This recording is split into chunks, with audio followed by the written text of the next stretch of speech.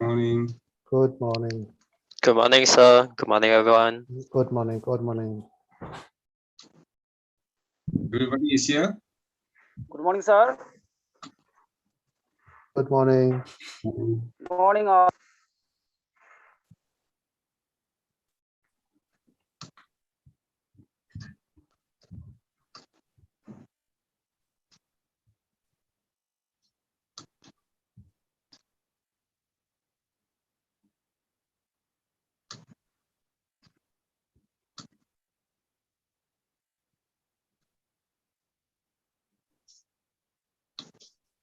Very good to start, are we?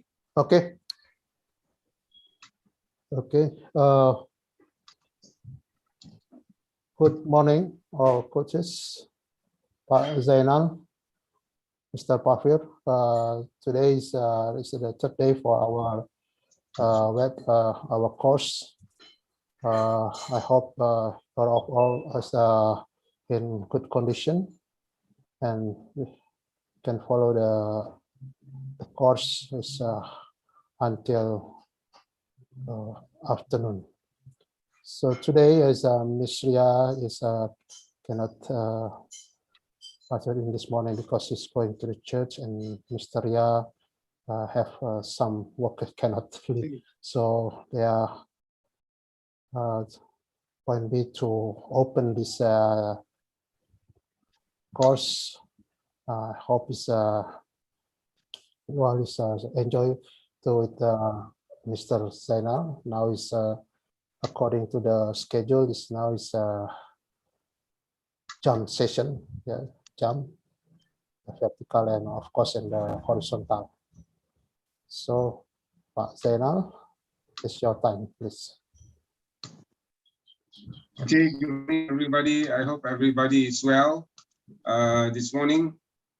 And as mentioned by Pak Louis, today our schedule is for the jumps this morning. And we will start with the fundamental of jumps. Let me just get something screen for you. Okay, some people still coming in.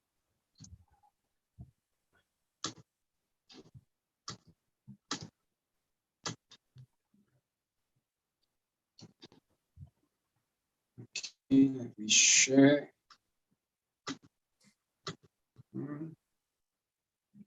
Okay, share screen.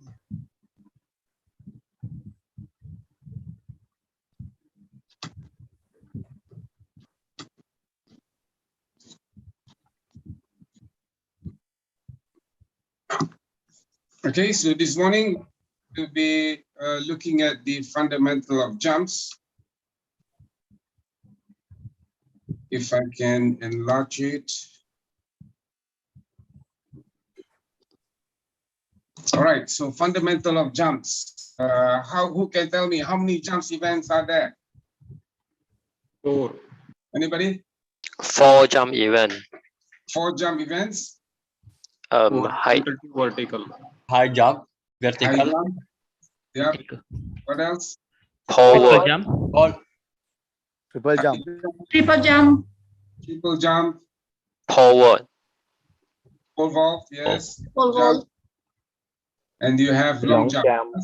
Together there are 4 jumps event. Let me get this out of the way. There are 4 jump events altogether in athletics, starting with long jump, triple jump in the horizontal, and then you have high jump, which is vertical. What about pole vault? Is it vertical or horizontal? Vertical. Vertical jump. vertical jump. Vertical jump. All right, when we talk about fundamental of jumps, most important things, that's the 4 jumps which you all mentioned just now, the long jump, the triple jump, the pole vault, as well as the high jump. And as you can see, the 4 events over there. And when you look at long jump, triple jump, you have the main important points is the takeoff.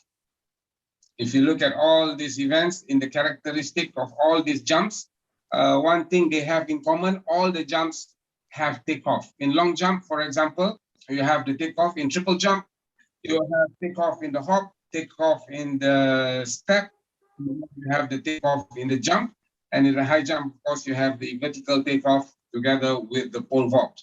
So those are the first, when we look at the 4 jumps, those are the first things we see in common, which is the common area in all our jumps, yeah, which is the takeoff, the most important point in the long jump itself, together with the triple jump, together with the high jump, as well as the pole vault.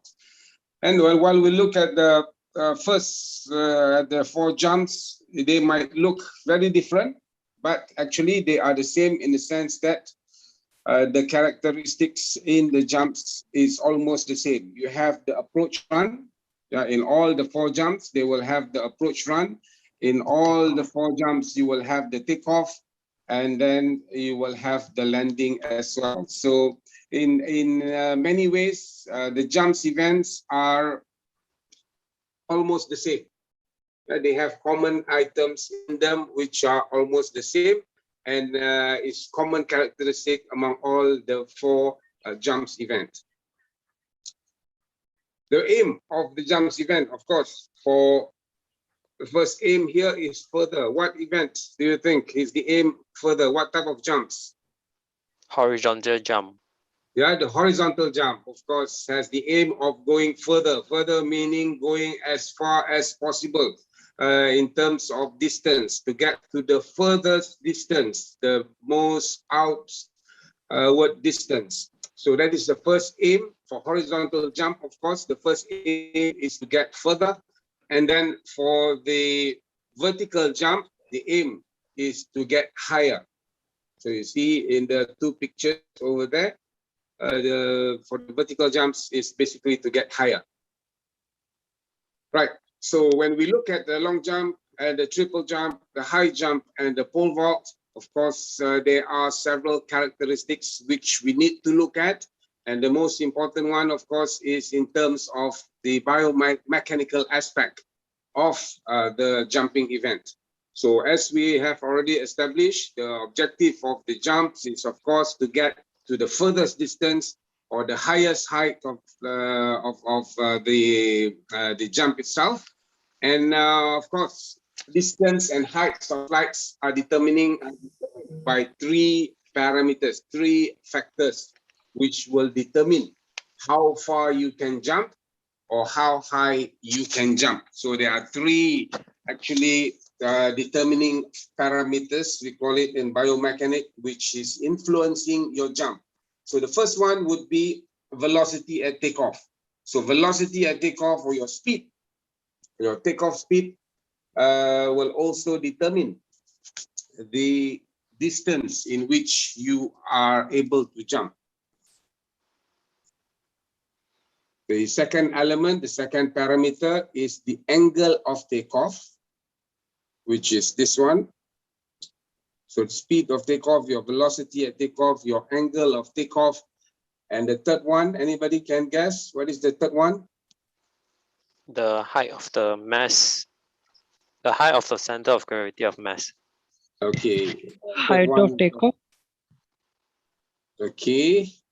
The height of the center of mass. So in all the jumps event and in many other events, if you look at hurdles as well, we talk about the center of mass. Yep. So in terms of biomechanical aspects, the 3 parameters, the 3 important parameters is the velocity, the speed, which the athlete have at takeoff, the angle of takeoff. Yep. This is the angle of takeoff, and also the height of the center of mass.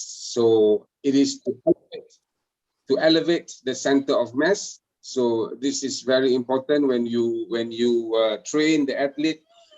These are the 3 parameters in which you should focus, also give more attention to, which is the speed which the athlete will have at takeoff, the angle of the takeoff, as well as the height of the center of mass when it is being transferred from the body together with the body to go higher up. All right. So you have the height, center of mass, and how you elevate it.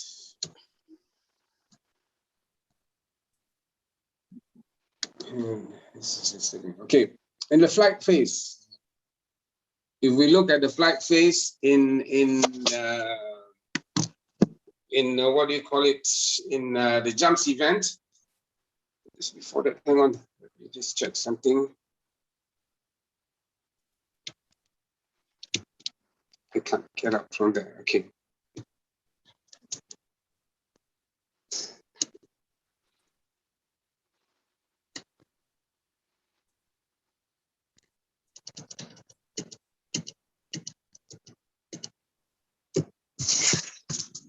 Okay, so in the flight phase, which is also an important phase in the jumps event.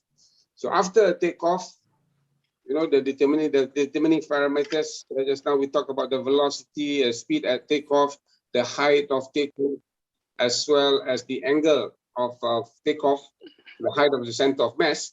After the takeoff has happened, the trajectory of the athlete center of mass will be unchanged. So if you look at the takeoff of the athletes earlier in this angle, so once this is being determined, so during the flight, the trajectory has already been determined at the takeoff. So it will remain unchanged. The same also with the high jump.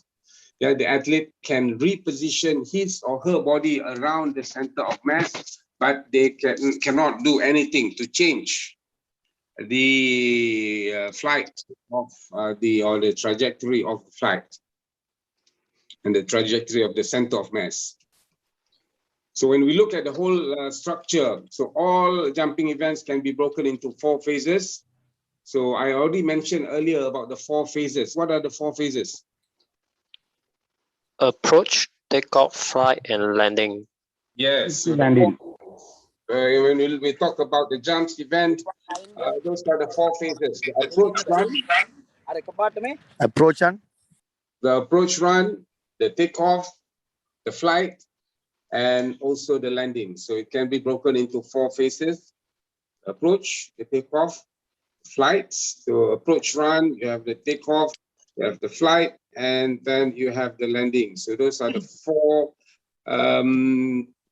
phases in the long jump. And when we look at each and every one of the stages, the phases, we can see that each and every one, you can actually train them.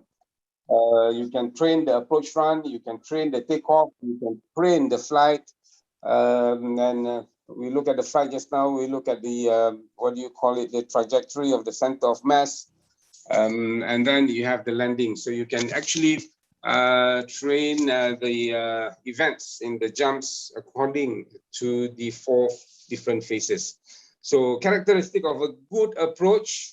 So a good approach should be optimal and transferable velocity. Now, what does optimal means? I think the common mistake among younger coaches of younger athletes, they tell the athletes to run as fast as possible, but that is not the best way. Of course, you need to build up velocity. You need to build up velocity in the approach run, but as you near to the takeoff, it should be the speed or the velocity is a little bit controlled. It is known as optimal, and it is also transferable, because in the long jump, for example, you have to transfer the vertical speed to the horizontal velocity. From horizontal velocity, you have to transfer it to vertical velocity as you go up for the flight. So it has to be optimal, it has to be transferable, the velocity of the approach run.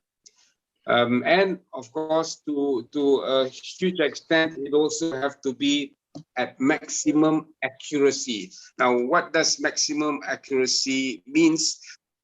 Basically, it tells you that, for example, in the long jump, it has to be accurate. Your foot have to be on the board in order for you not to be faulted by the officials officiating the event. So you have to be very careful.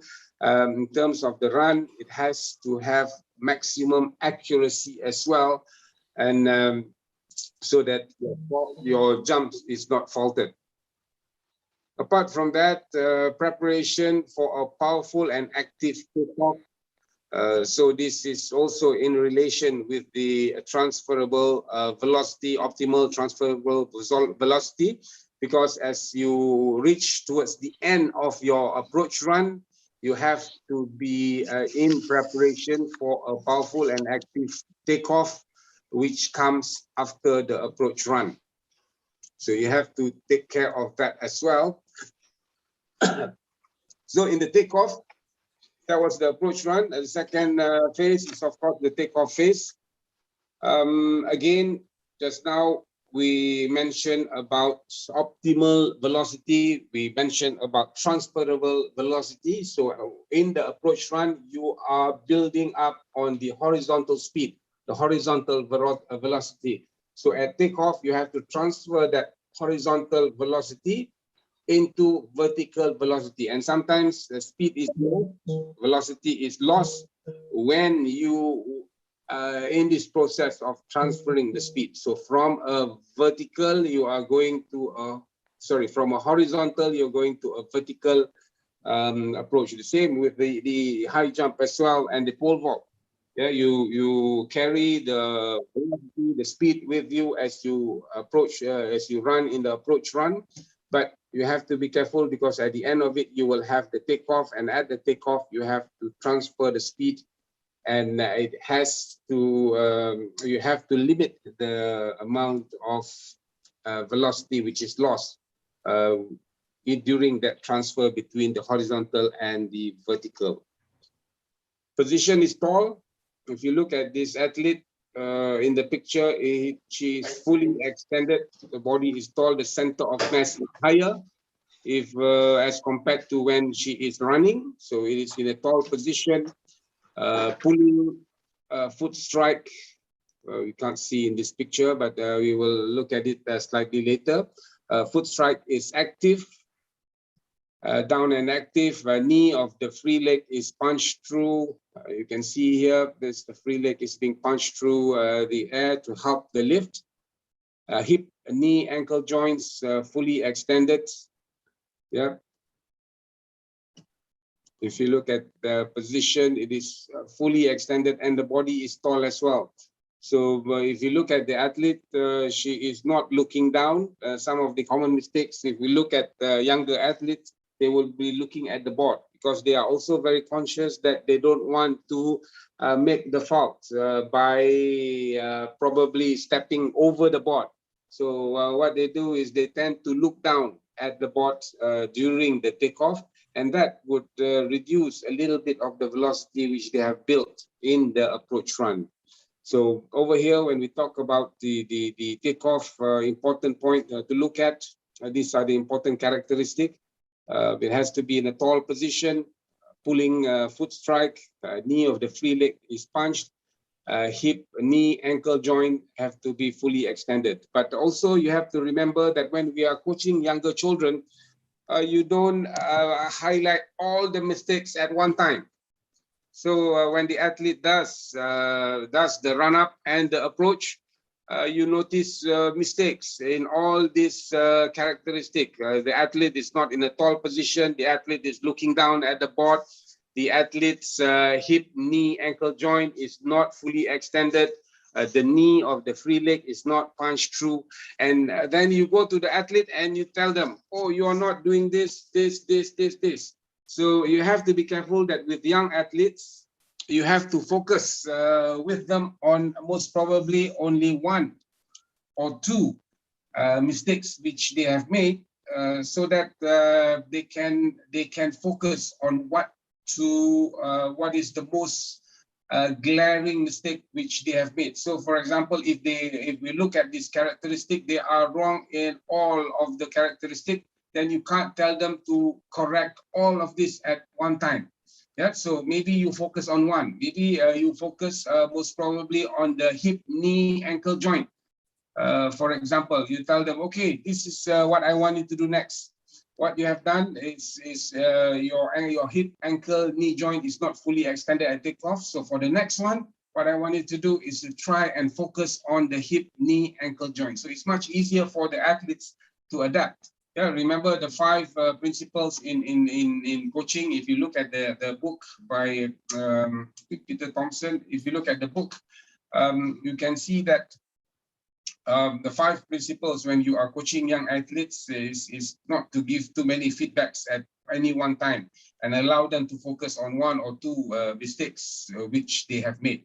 So in this case, if they are making many mistakes, just get them to focus on 1 to try and improve on that 1 mistake before you move on to the next characteristic which they can also improve. Okay, so the joints are fully extended, knee of the free leg is punched through. If you look at the flight phase, of course, need to be completed according to the objective of the respective jump event. All of them will have different flight phase, especially in the pole vault. Yeah, the action of the pole is also something which have to be taken into consideration. So although we say that pole vault and high jump are 2 vertical jumps, but you can see that actually pole vault is fairly different because they will also be looking at the pole the athlete is carrying and the action of the pole during the flight phase. So in the pole vault, they have a unique movement for the athletes. They have everything is determined around the athlete's center of mass and around the push on the pole. So it is not on the athlete entirely. You also have to consider in the pole vault that the pole is also something which the athlete is carrying with them. So the center of the mass for the athletes will also be the trajectory of it will also be determined by the pole and the push from the pole when the athletes are actually getting the clearance over the bar. Okay, when we look at landing, 4th phase, of course, is landing. For landing, the most important objective of landing is to secure the touchdown on the ground, on the sandpit, or on the landing mat for the high jump and the pole vault. The idea is to get a good, clean landing and to get, of course, in the horizontal jump, is to get to the furthest distance as possible from the takeoff board. And in the high jump, to get as high as possible in terms of height which the athletes have achieved. So in long jump and triple jump is the minimize the loss upon landing, or what the short form is LUL. So this is the meaning of loss upon landing. If you look at the longest point in an athlete's body here, after the flight mode is maybe the what do you call it, the foot. Yeah, is the longest point of the athlete's body. So when the foot touches down, however, the weight of the body actually is bringing the athlete down as well. So if you see here, she's trying to limit the loss upon landing, because if she falls like this and falls flat on her back, then the distance will be counted from here. So here you see she quickly bends her knee and brings her backside towards the nearest point of landing just now, and try to minimize the loss upon landing in terms of where the nearest point to the takeoff board is. Yeah, so some of the athletes, that is why in the flight mode, if we look later on at the different jumps in the long jump, we will ask the athletes to do the pike to get both the arm and the legs together to get to the furthest distance possible. Loss upon landing distance in between the first break in the sand behind the takeoff line of the jumper and the theoretical landing point of the center of mass in the sand. So when the athlete is in the air, the flight, the center of mass, the aim is to get the center of mass as far away as the takeoff board. Yes, we will look into this even closely when we look at long jump. But as I've mentioned, is to get to the furthest distance away from the takeoff board where the measurement will actually start.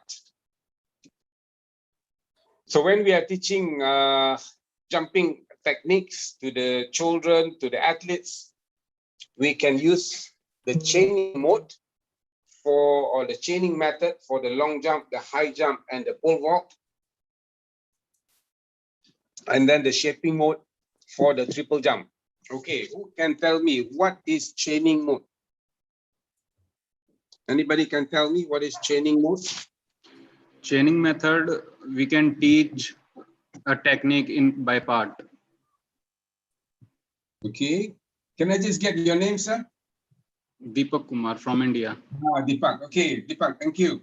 In chaining mode, you can cut off the phases into its own segments and teaching it separately. So just now I mentioned the 4 phases in the jumps. You have the approach run, you have the takeoff, you have the flight, and then you have the landing, right? So in the chaining method, what you can do is you train it separately. You can train one day, you train only the approach run. Another day you train the takeoff. Another day you train the flight. Another day you can train the landing. Yeah, and then you can chain it together. You can link it together. Right? Chaining can also be called the linking method. You can link it together. But in the triple jump, it is the shaping method. Can I have anybody else apart from Deepak who can tell me what is shaping method? Deepak, I'll come to you last. I know you know the answer. Anybody can tell me what is shaping method? Yes, sir. When we are modifying the event according to the level of the athlete.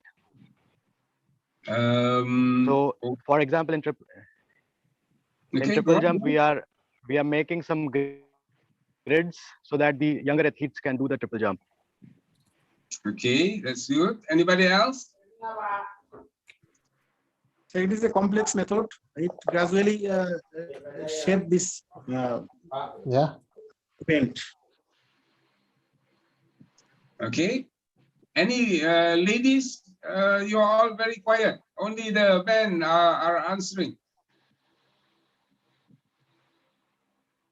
Anybody can tell me? So shaping mode and chaining mode, of course, we are training it separately. But shaping mode, shaping method, actually, you okay. Joanne has given an answer from there. Let me just see what is Joanne written. Simplifying the movement and allowing them to have an overall feel of it by letting them run through the motion. Okay, that's also a very good answer. So basically, in the shaping method, what you do is you have to have the whole sequence as well, because in the triple jump you have the hop, you have the step, and you have the jump. So basically, you have 3 takeoff. There are 3 takeoff in the triple jump, and you cannot break it up. You cannot. You have to get. You have to teach them also the rhythm of the hop, the step, and the jump. Yeah. So it is very difficult. Therefore, you have to teach them, or you have to allow them to do it. Together for them to get the movement, for them to get the rhythm of the hop, the step, and the jump in the triple jump. So you are also shaping. But from my experience with younger athletes, I have also done triple jump by doing chaining. I've also done triple jump by doing chaining. How did I do that? Of course, the rhythm is very important. But for the some of the athletes, what I do is just to teach them the hop first, just to teach them the approach and the hop. So approach, hop, and then approach, hop, step. Approach, hop, step, jump. So I also did a little bit of modification. I did the chaining as well as the shaping together in the triple jump as well. So, but in the World Athletics coaching course, basically for triple jump, we are focusing on the shaping method because we are looking only at, we are looking also at the rhythm of the hop, the step, and the jump in the triple jump. Okay. Let's see. So teaching progression, take off from 3 strikes, running approach. These are some of the ways in which you can introduce the long jump to the athletes from a short approach. Yeah, take off from 3 strikes, running approach. So only from a 3 strike. Sometimes we can even start by not even running, but from walking, 3 strikes and exaggerating the takeoff. But in teaching progression, the first progression will be take off from 3 strikes approach, take off from a short running approach, and of course you can look at you will also look at the flight path, and finally the landing. So what you can see from here is that if you look at the teaching progression, the first one, take off from 3 strikes running approach. So you have the 3 strikes, 1, 2, 3 for the takeoff leg. For younger athletes, I think you can coach them with both legs. Ask them to practice taking off with both the left and the right leg for them to get the feel, and also to identify which legs would be more comfortable for them to perform the takeoff. So this one can also be varied. You can have a 3 strike approach, you can have a 5 strike approach, you can have a 9 strike approach, or a 7 strike approach. So you can vary the teaching progression which is being shown here. So when you look at takeoff from a short running approach, then of course it will be more than 7 strikes approach. It will be probably 9 or 11 strikes to the approach before the takeoff. So you can slowly incorporate both the approach run together with the takeoff by first of all starting with a shorter run up and then slightly longer run up before focusing on the flight and the landing. So point to emphasis, increase strike frequency at the end of the approach. So basically the frequency is slightly higher towards the end as the athlete approach the takeoff board or the takeoff area in the high jump, yeah, or in the pole vault. So as you approach the end of the approach run, the frequency should be increased. It should be at a higher frequency. Active foot plant with the entire sole at takeoff. So it is an active downwards and active foot plant with the entire sole at takeoff. Then forceful lead leg action at takeoff. Just now we mentioned the knee has to be driven forward. Full extension of the ankle, knee, and hip joints at takeoff for the takeoff leg. It has to be fully extended from the ankle, the knee, as well as the hip joint. And several points to avoid when you are teaching or you're coaching the athletes. One, a decrease in speed at the end of the approach. As I mentioned, some of the common mistakes by younger athletes is that they tend to focus on the takeoff board. So when you look down, if you're running tall, but when you look down, then you lose your posture when running, and they tend to slow down because they tend to adjust their steps so that they don't fall at the takeoff. So that will lead to a decrease in speed at the end of the approach. So that will lead to a loss in velocity. So if you remember, the most or one of the most important characteristic in the jump, which determines the distance, is also the velocity at takeoff. Yeah. So a decrease in speed at the end of the approach would mean that the distance of the athlete's jump will not be as far or as high as the desired target.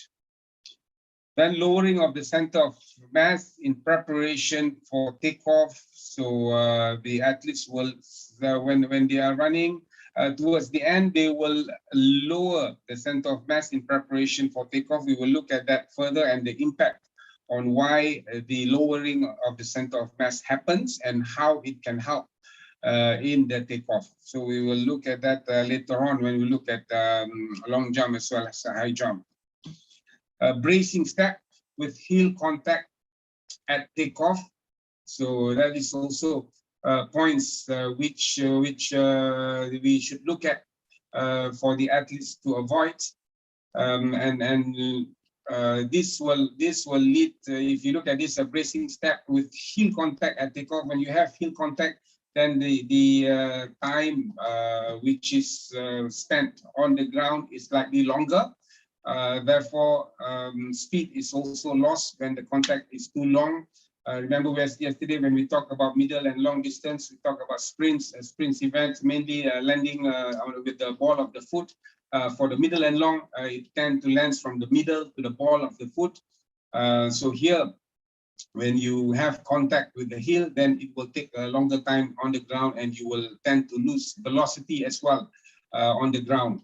The same with all the first element there, decrease the speed at the end of the approach. This will lead to loss in velocity, because the velocity which you build on the approach run will determine the distance or the height in which you will reach at the end of the jump. So lowering of center of mass also in preparation of takeoff, some of the things which athletes do, and we will look at it later on how this will impact the jump. Bracing of heel, we will also look at that, and also standing jumps. Standing jumps is basically the athletes running and then adjusting and almost stopping and losing that momentum which they have built, the velocity, the speed which they have built horizontally in the approach, and like almost going back to a 3-step approach or 3-step strike, or even a 1-step strike. So they are building up the speed, but suddenly slowing down and almost to a standstill before actually jumping. So those are common mistakes which athletes do. Premature emphasis on the flight phase is too early. Even at the takeoff, might be they are going already in the flight phase. So, for example, in the high jump, before the athlete has actually elevated the body, they are starting to lean the shoulder across. So it leads to premature flight phase and will lead to a fault by the athletes leaning against the bar in the high jump. So I think that is all for now. I would open for some question. If anybody have any question regarding this.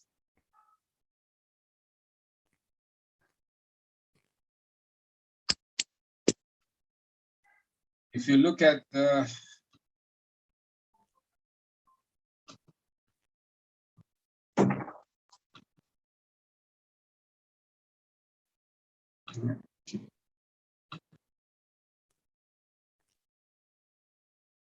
if you look at this, the biomechanical aspects of all the jumps, yeah, the distance and height of flights are determined by 3 factors: velocity, the speed, at takeoff, the angle of takeoff, the height of the center of mass. So we have to look at all these important characteristics and ensure that the athletes are doing it correctly, are performing well, because these are the determining factors which will help to determine the distance as well as the height in which the athlete achieve when they are doing or performing in the jumping event.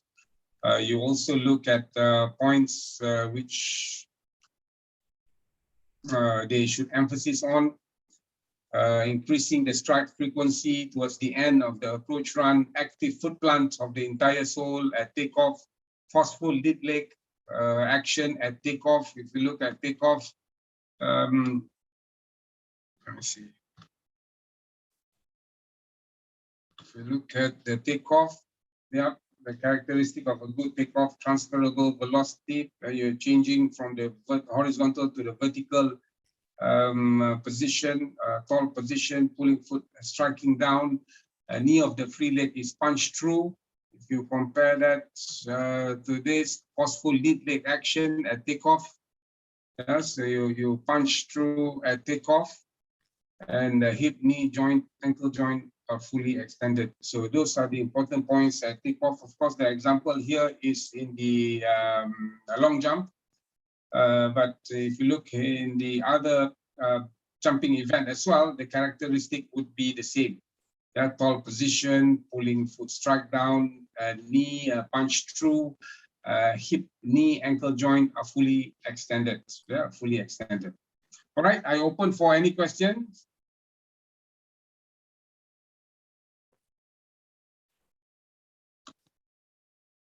Anybody? If not, I ask the Can you question. check, Mr. Zainal? Yeah. Any question? The chat box. The chat book from Okay. I didn't. from Joan.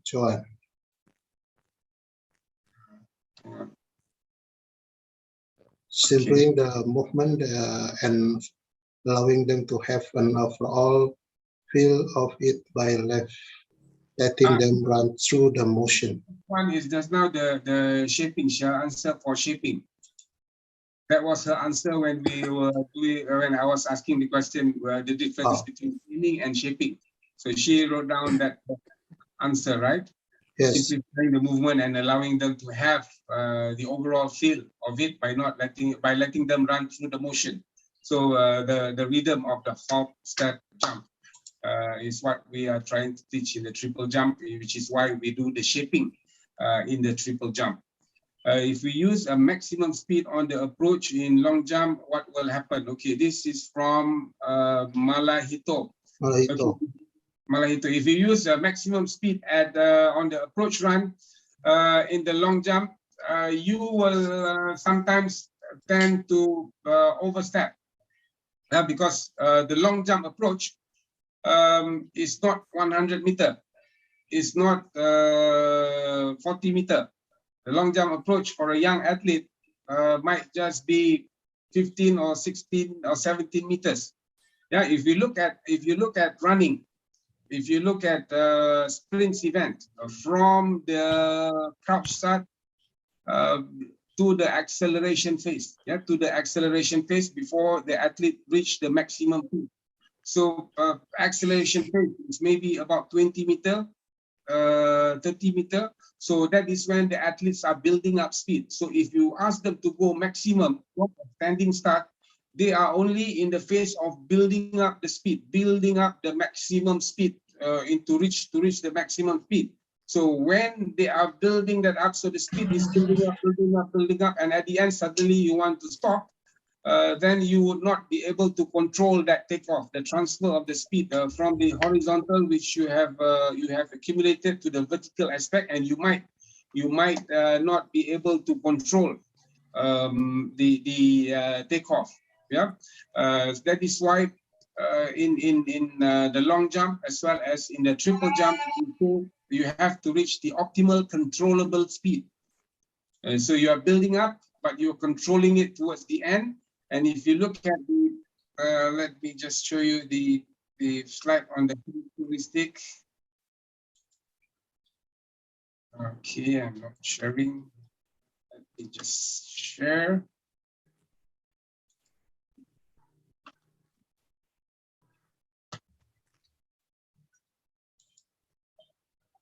Yeah, the frequency at the end. So you at towards the end, what you do when you are doing the approach run or in the long jump and the triple jump, you are building up the speed, yeah, and to get to a maximum speed. So at that time, the strides might be slightly longer because you're trying to get to speed. You are building up the distance between the tracks and the length it covers. So towards the end, you have to increase the frequency. So how do you increase frequency? The steps are slightly smaller. Yeah, when you want to increase the frequency, the strikes are slightly smaller than when you are doing the acceleration phase. Yeah, so that is why you have to have controllable speed towards the end for you to do the takeoff. If you look at the high jump, is another example would be different. In the high jump, in the sense that if they are running on the curve towards the approach, if they don't have that control over the final phase by increasing the frequency, they might not have an optimal takeoff because the strike length would be too big. That is one. If you go at maximum speed at the corner, you will actually go away, or you will actually hit the bar at the takeoff. If you look at an example of a car, yeah, if you look at an example of a car, if you speed forward too fast and suddenly you want to brake at takeoff, if you drive too fast and suddenly you brake, what will happen? Your body will actually go forward. Will go forward and you will hit your forehead on the driving the steering wheel.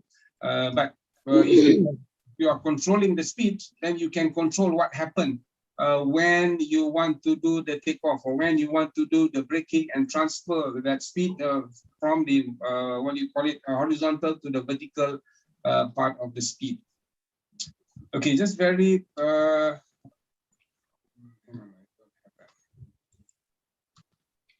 I'm going to look quickly at the chats. There was one more question. Okay, just look at the chat. From Muhammad Anis. Difference between control speed or transfer speed in a jumping event.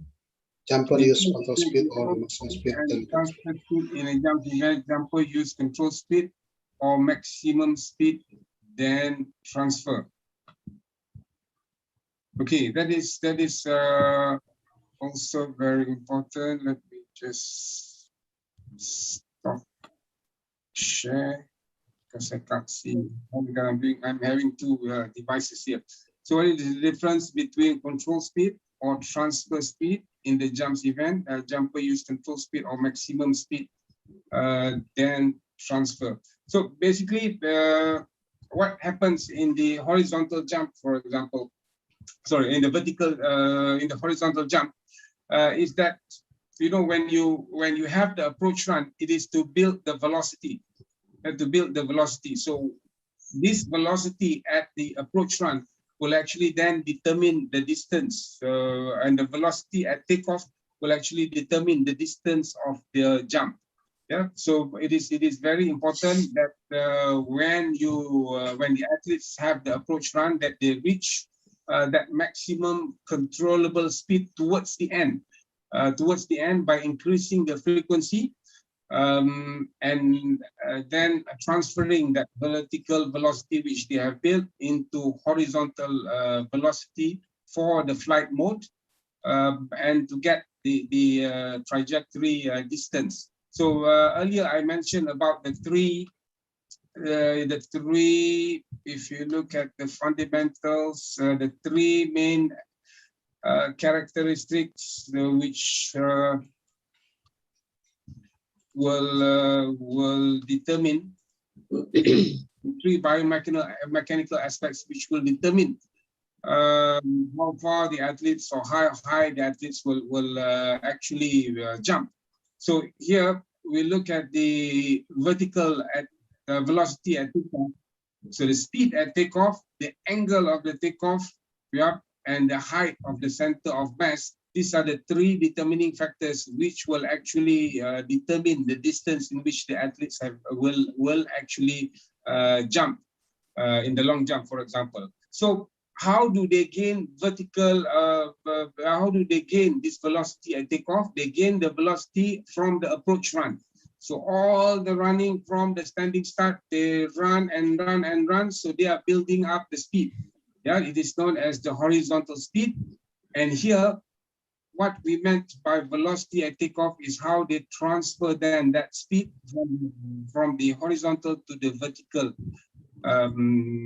velocity in order to get the best distance. So that is why they have to control the final. If we look at the long jump later on, the final 3 strikes of the jump of the approach run, in order to get that high frequency towards the end, and to get them to be able to control their approach towards the takeoff port. Yep, and if you look at the angle here, just now there was also a question of angle. What is the best angle? So you measure the angle here, the height, and the vertical, and also the trajectory of the jump. So if you look at angle of takeoff, that is roughly the angle. And that is roughly the angle of trajectory. So this is, again, when you look at this, when you look at the height of the center of mass, it has to be elevated, it has to be tall.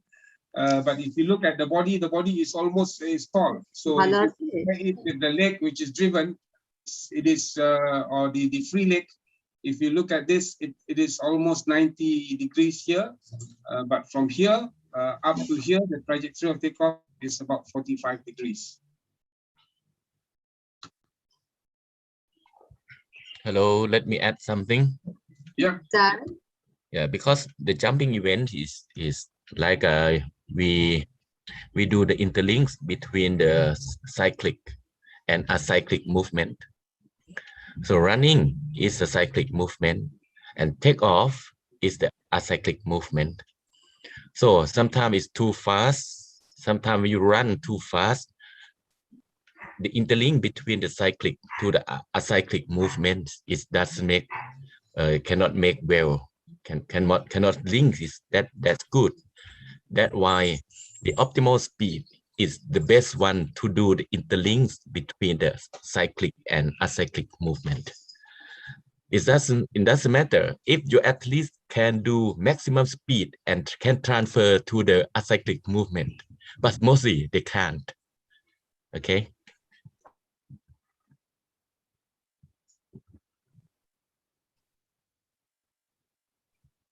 Sir, Yeah. Yes, Ms. Runa, please. approach run to take off. Any phases, any running phases to first started slow run, then when takeoff coming, then speed fast.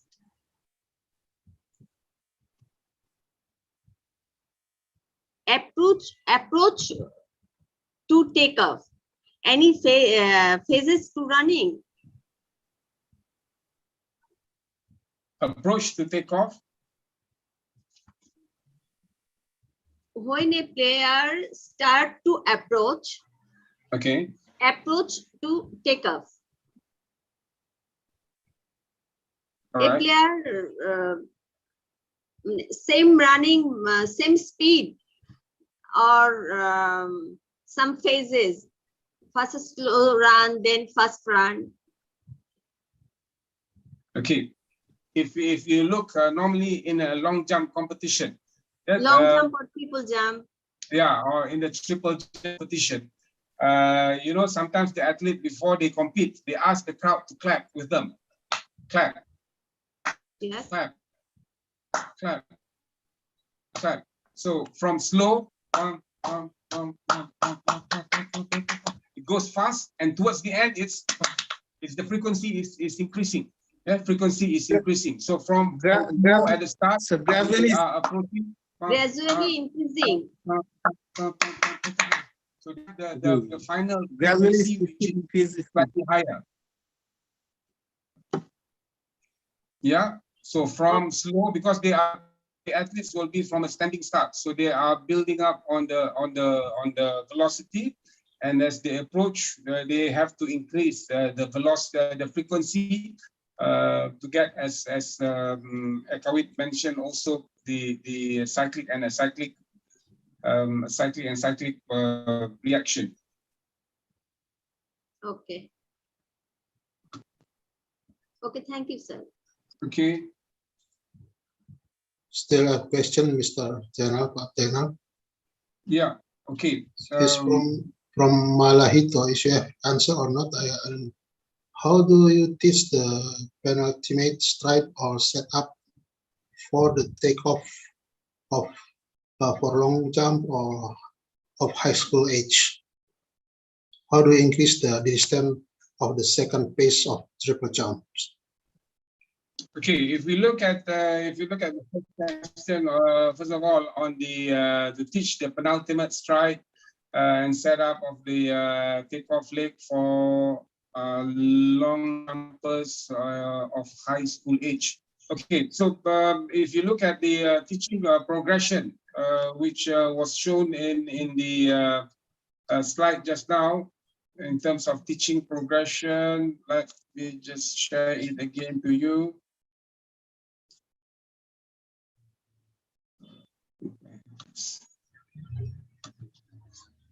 Okay, if we look at the teaching progression, first one is takeoff from 3 strikes approach, 3 strikes running approach. That first initiation of takeoff from 3 strikes running approach can be used to actually teach the final approach of the long jump or the triple jump event. As I mentioned, you can also vary from 3 strikes approach, where you want it to be active and the frequency is slightly higher. Then you can increase the distance to 5 strikes. So you have 1, 2, 3, 4, 5 to be quick. The final, the first running approach. You can also increase it to 7. So you have 1, 2, 3, 4, last 3, 5, 6, 7, quick. 1, 2, 3, 4, 5, 6, 7, quick. Yep, you can increase it to 9. Then you go 1, 2, 3, 4, 5, 6, 7, 8, 9. Yep. So you increase the frequency of the 3 strikes towards the end. So that is also something which you can use. But for younger athletes, you should also get them to try and take off with both the left and the right leg in order for them to be or to find the legs which they feel most comfortable and works for them to get to the best takeoff.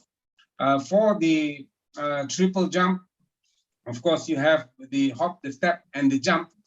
So that will also determine. Yesterday, I was just talking to Edward, he was telling me his takeoff leg is the left, but for the triple jump, he hops with the right because he wants to have the stronger leg, the left leg, for the final jump. So that is also something which athletes do. But for younger athletes, you should encourage them to try out both the left and the right leg in order for them to practice using both. Because when they progress from the from the long jump to the triple jump, for example, they will have to or to use both legs to take off. You have in your hop as well as in your step and in your jump.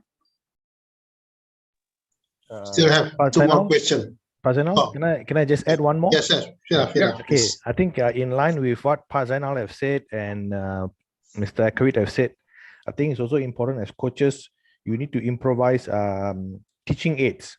Sometimes you can use like what do you call it, bicycle tires or markers or cones. You can place it before if the athlete is not coming in fast or not able to manage the speed fast.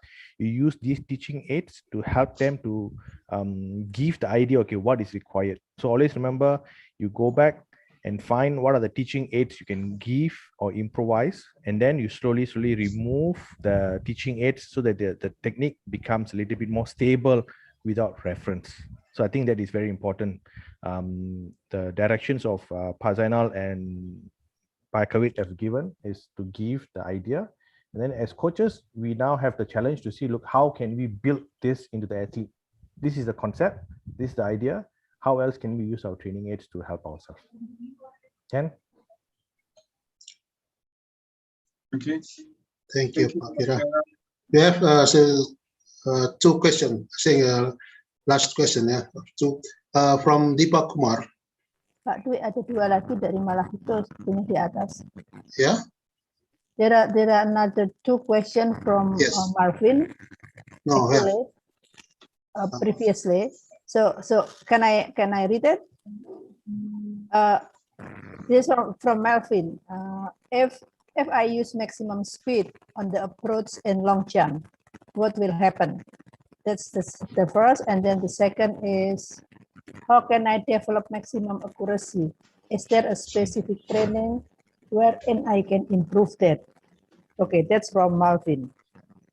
Okay, from Marvin, thank you. I think from Marvin, I've already answered on the maximum velocity just now. How can I develop maximum accuracy? Is there any specific training wherein I can improve that? Okay, this will come back to what Mr. Vera has mentioned just now on improvising and using what do you call it, tires or cones in which you can place towards the end of the approach run for the athletes to actually use as guide at the start, before you actually remove all those things as mentioned by Mr. Vera just now, when they are already capable of developing it themselves. I used the example just now by using claps. Yeah, by using claps. So the coach by the side can also help the athletes to actually help develop that or focus on that increase of frequency towards the end by using what do you call it, verbal interaction, or by using you can segment up the approach run into several segments. One is build up speed, one is maximum speed, and the other one is to increase the frequency of it. So you can break up even the approach run. You can break up into different segments to help the athlete, and to use a whistle as they use one segment to use a whistle, they increase the speed. You can also take it away from the run-up area. You can place it on the track itself, place maybe 10 meter cone separation, and get the athlete to run at different paces over the 10 meters or over the 15 meters. So the first 10 meters might be a slower pace, faster pace, fastest pace possible. Or you get them to vary from slow, fast as possible, fast, and then increasing or increasing fast as possible again. So you have many ways in which you can vary or train the approach run. It doesn't have to be on the running part of the long jump area. You can take it out on the track and segment up the place according to the distance. So you can put 10 meter, 10 meter, 10 meter, and ask the athlete to run at different variant speeds over the most distance which is required. Okay, there is also a question here. What is the difference between control speed, transfer speed? I think I have answered that. I just saw a question. From Deepak, ya Pak Du. This is from Deepak, yes. Yeah, what is more important in long term? Velocity, angle of takeoff, or height of center of gravity. Please suggest percentage of all three. Basically, all three are important. The velocity is important. The height, the height of takeoff is also very important, and the height of center of gravity is also very important, as well as when you look at takeoff itself.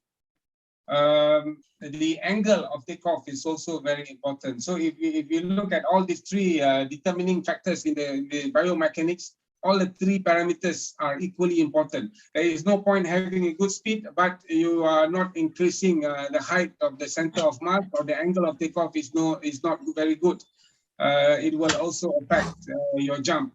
If your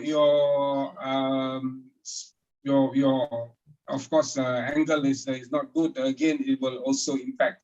But if you ask me to choose between the three, I would say the focus should be also on the velocity.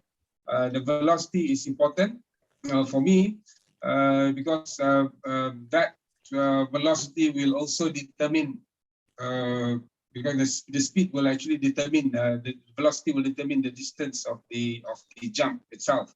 But having said that, also you have to remember that as I mentioned, is the transfer from the horizontal to the vertical speed, which is also important for you to carry that velocity forward. You have to have a good height at takeoff as well, with the angle of takeoff as well to be taken into consideration. Okay, if I look at the chat room here, Vera has also shared a video with you on the chat. From Hikin in jumps event, 2/3 of the distance comes from velocity build-up. The approach 1/3 of distance depend on takeoff, flight, landing. Hope it helped you answer. Okay, that's true. What criteria do you use for determining the optimal approach distance for the long jump and the triple jump? Okay, the simplest way when you're teaching young athlete is most probably this is the last question. Yeah, most probably if you are teaching young athletes, determining the optimal approach. Normally, what we do, simplest way is for you to look at the age. If the athlete is 12 years old, most probably you ask them to run 12 strikes in the approach. So as they progress, that can be higher, and it will again depend on the athletes themselves and how fit they are for them to run that approach run. Because if the athlete, for example, is 15 years old, you ask them to run an approach of 30 strikes. Maybe by the time the athlete reach the board, they are already tired, or the speed has already decreased. So the level of fitness of the athletes is also very important for us to build up, so that they would be able to maintain that running stride in the approach, to maintain that velocity, and build it up towards the takeoff. So if you say the main criteria, the simplest way when you're teaching young athletes, just to convert their age with the running strides before they approach the board itself. 7 up to 16, 17, and then it can go up to 25 strides. Some athletes starts with a little bit of skipping before they actually start to accelerate. Some walk before they start to accelerate into the jump. So you can slowly incorporate that to the athletes, but to the younger ones, maybe they can just start by a standing start, and using that, converting that age into the strides in which they have to run. Yeah, normally we look at the strides, the number of strides the athletes take before that takeoff. Okay, I hope it answers your question.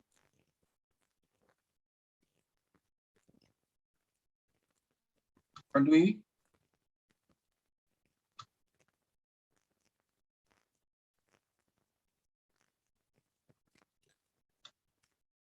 Pak Dwi mute. Okay. Pak Dwi. So, if we Yes. Saja Imran, this is most important: speed of takeoff, head of takeoff, angle at takeoff. Please. This is your answer or not? I think it's not yet. Yes, answered. I have already. Oh, yeah, yes, okay.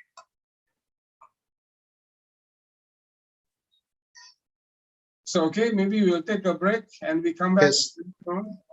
Yes. Sure. 5 minutes 5 minutes break. or 10-minute breaks. 7 minutes break. Okay, to all participants, Mr. Fira have sent in the chat box for the video. This you can open the video. Thank you, Mr. Fira.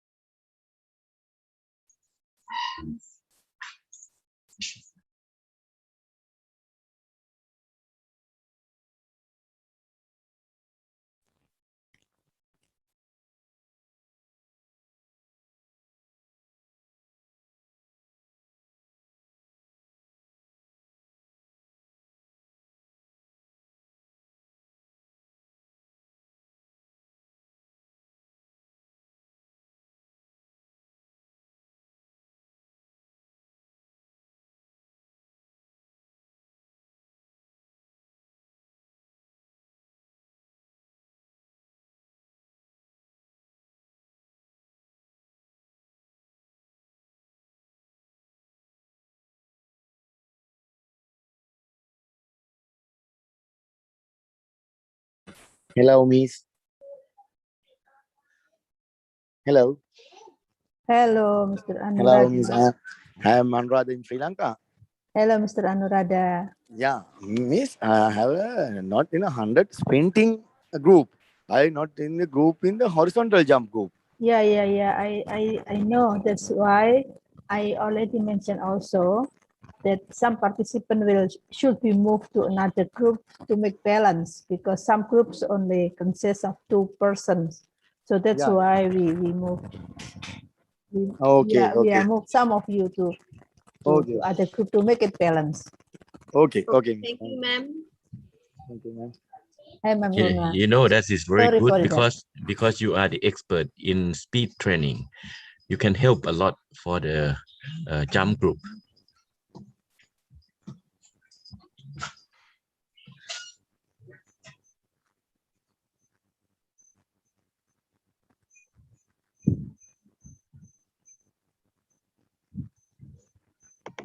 Janika, how are you? Very good, brothers. Oh, you look very good. Eh? Yeah, as usual. Vida, how are you, Vida? Okay, Pak. I mean, we Great. tried to come in and out today because we yesterday a whole day couldn't come in because of Really? time out. Yeah. So today I see whether I can join. How is the process for course in The course Singapore? You ended already on site or? already ended already. Yeah, great. Already finished already. So we kind of submitted a report to the association. I see. Yeah, can. Good. Okay. Any course in the short future? But we have to wait for the new direction from World Athletics to see how we are forming. I it. see. Yeah. And I think we have to wait before I think can take charge of that to create what's the next direction.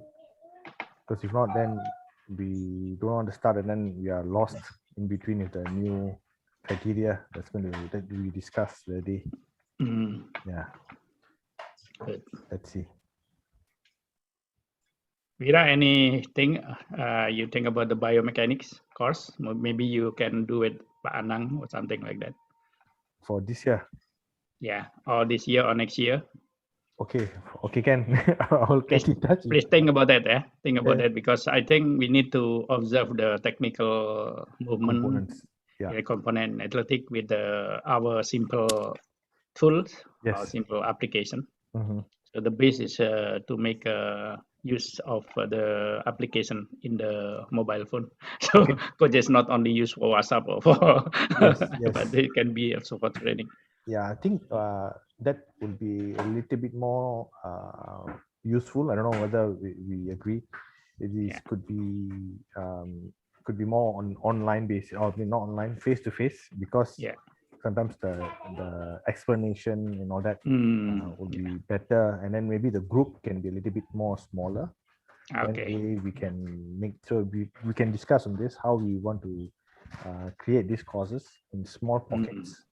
So that way, the group size is smaller. It's easy to give them the idea, let them, I'll call it, apply and then come back and that kind of thing. So the way they pick up the ideas. So that one definitely, yes, we can discuss on that. So hopefully next year we can do already, because the COVID will be hopefully he doesn't change. More soft than no.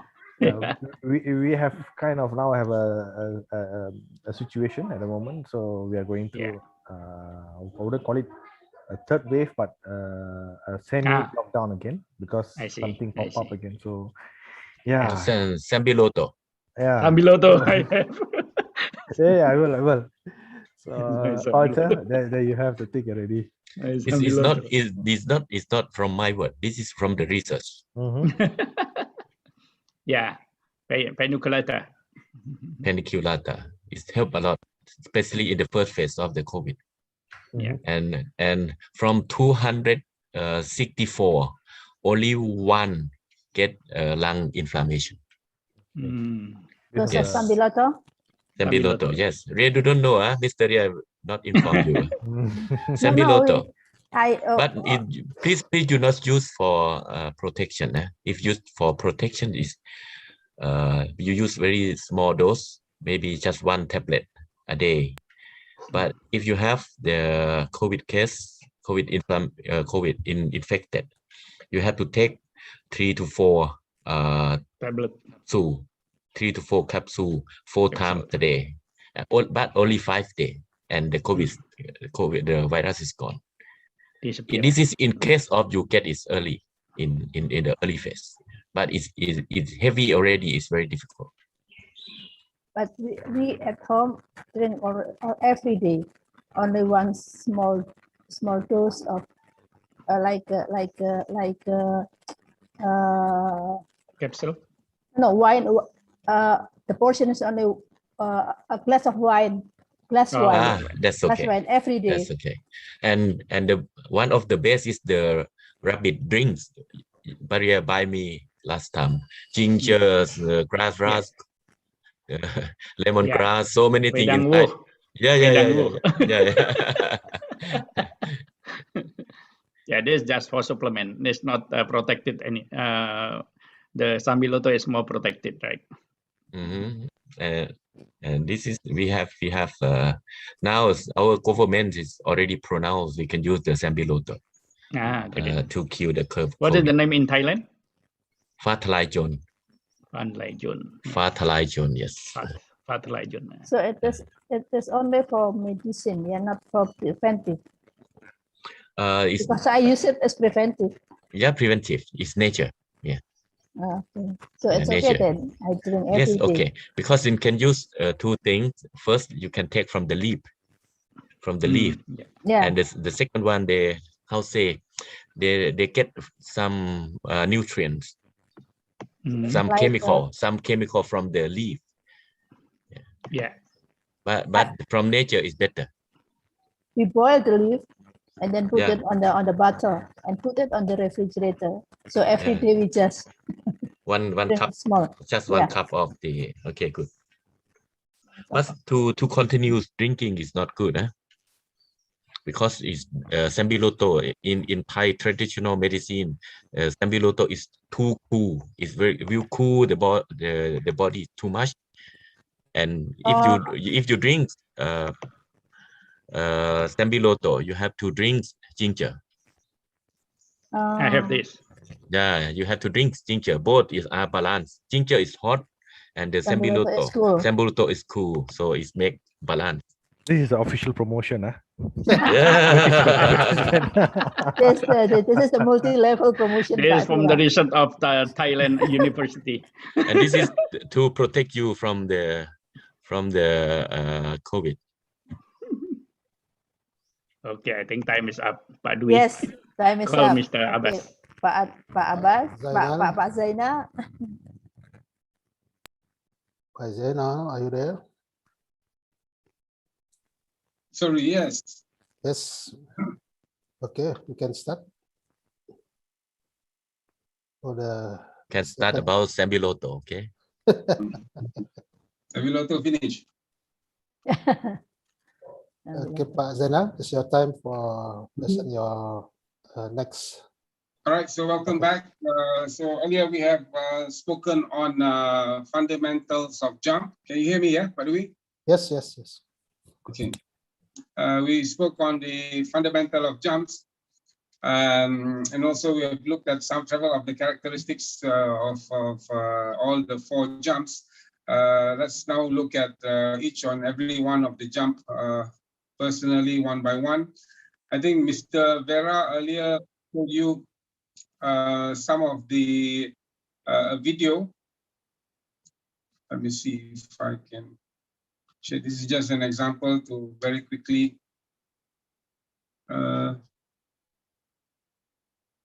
share the whiteboard and screen. This was the video from Vera, just to show some examples of what can be done by the athletes. Now you can place hurdles. You can place, if you don't have hurdles, you can put boxes, tires for them to place their foot to look at the rhythm. So that's some example. If we look now at back to what we are going to do, let me see. Let me just.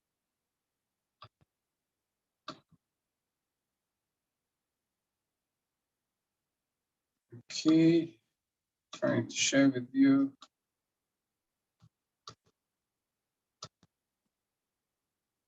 Okay, we'll look at one by one the jump, long jump, first and simplest of the horizontal jumps.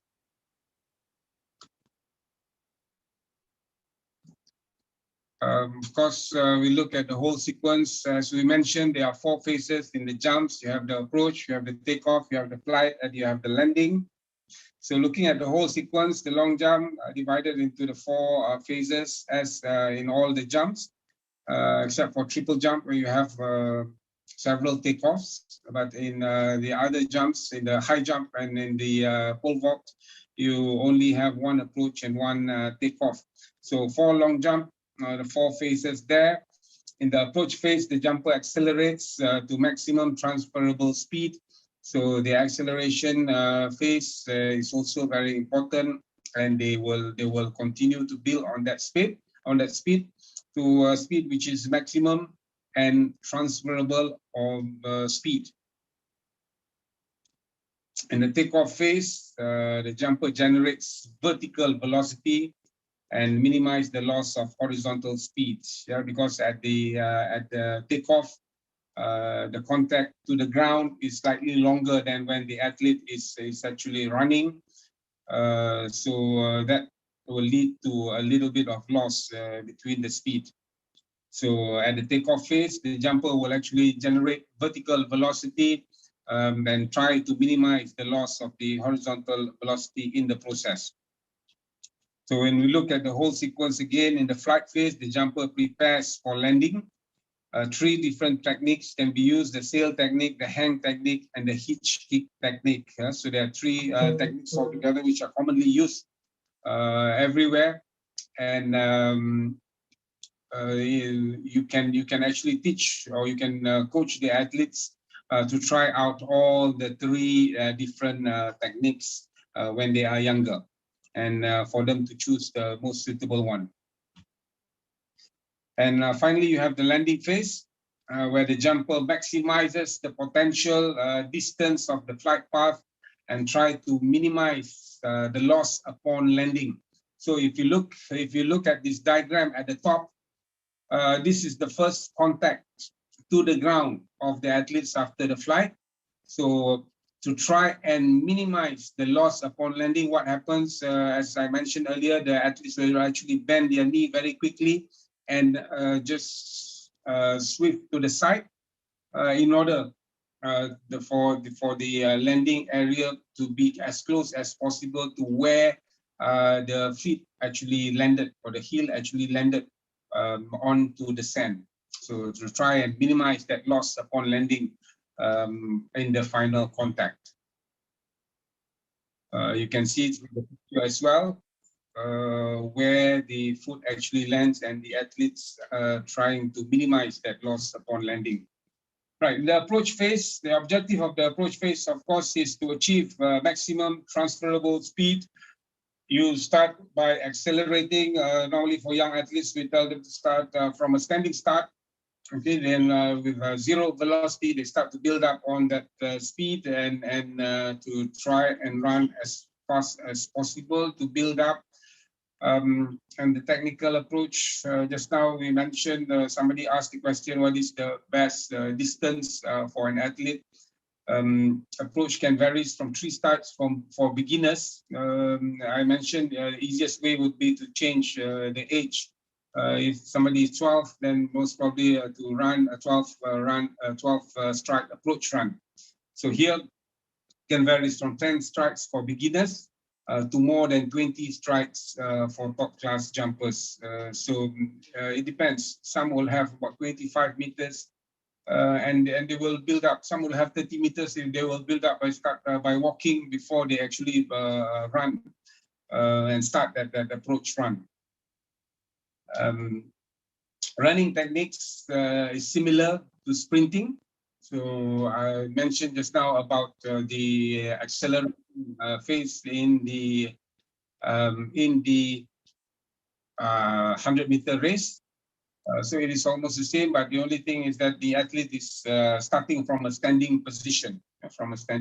So running technique is similar to sprinting, and speed increases continuously until the takeoff board, and where towards the takeoff board, the frequency is actually being increased. The frequency of the stride is actually being increased. In the takeoff phase, the objective is to maximize vertical velocity and to minimize the loss of horizontal velocity. So here again, what is important at this takeoff? Of course, the objective there is to minimize the loss of horizontal velocity, which have been built up by the approach run, because as you accelerate, you're building up, you're generating that velocity, and contact to the ground at takeoff will lead to a little bit loss in that vertical, in the horizontal velocity, and you have to transfer it quickly to the vertical velocity. So what are the characteristics? One, foot plant is active and quick with a down and back motion. So it is down and back, it is active and it is quick. If you look at the diagram one here, yeah, it is down and back. Hang on. Takeoff time is minimized, so minimum bending of the takeoff leg. Yep. The thigh of the free leg is driven to the horizontal position. So the takeoff leg is being brought down, active and fast, down and back motion. And at the same time, simultaneously, the thigh of the free leg is being driven forward in a horizontal position. So if you look at this athlete's position here at takeoff, another important characteristic which was mentioned earlier in the fundamental of jump is the full extension of the hip, the knee, step back, the ankle, knee, and hip joint is fully extended. So if you look at this athlete, the leg, the ankle, the knee, and the hip joint is fully extended, and the body is in a tall position. And if you look at the angle, just now when we talked about the angle, the height of the center of mass, here is 90 degrees. If you look, here is also 90 degrees, and in the long jump, the trajectory of the jump is about 45 degrees upward and forward. So these are some of the characteristics which you can focus on. You can give emphasis when you are coaching the young athletes. The foot plant is active, down and quick. Takeoff time is minimized with the minimum bending of the takeoff leg, and a quick punch, drive forward of the free leg.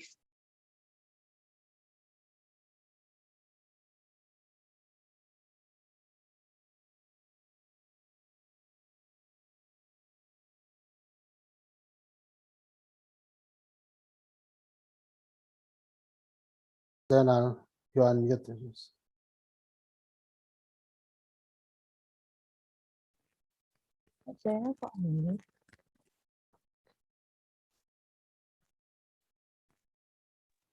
Yes, okay. Can you hear me? Yes. Got an interruption just now. Okay, so at that the next phase, if we look at touchdown, when during the takeoff, the foot plant is active and quick with a pulling down and back motion. Is down and very quickly, either this diagram or this diagram here, it is active, it is quick, and it is being pulled down and in a back motion. And if you look at the takeoff, the thigh of the free leg, this is the second important point, the thigh of the free leg is driven to a horizontal position. So at takeoff, down and back and active, and the free leg is then being driven forward actively to help drive the body forward.